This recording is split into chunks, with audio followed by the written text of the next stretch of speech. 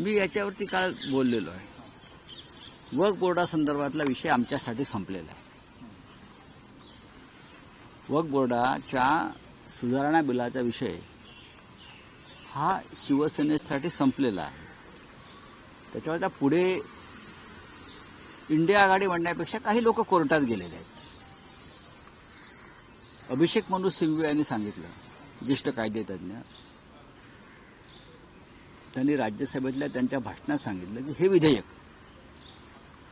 हे घटनाबाह्य आणि संविधानाच्या अनेक कलमांची मोडतोड करून बनवलेलं विधेयक.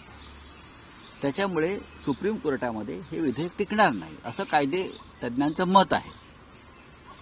पण शिवसेनेचं याच्यावरती एक स्पष्ट असं भूमिका अशी आहे की आम्ही वक्फ बोर्डाचं जे विधेयक भारतीय जनता पक्षानं आणलं त्याच्या विरोधामध्ये आम्ही मतदान केलं. या विधेयकाला या क्षणी कोणताही धार्मिक आधार नाही.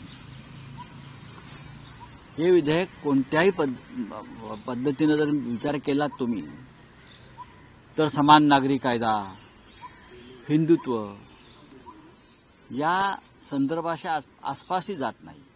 हिंदुत्वाचा संबंधच नाही या विधेयकाचा. या विधेयकाचा संबंध असलाच तर तो इस्टेट आणि प्रॉपर्टीशी आहे.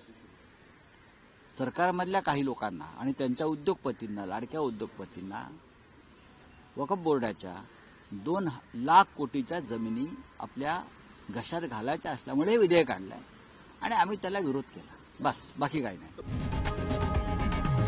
लोकशाही मराठी ऐका, पहा, जागरूक रहा.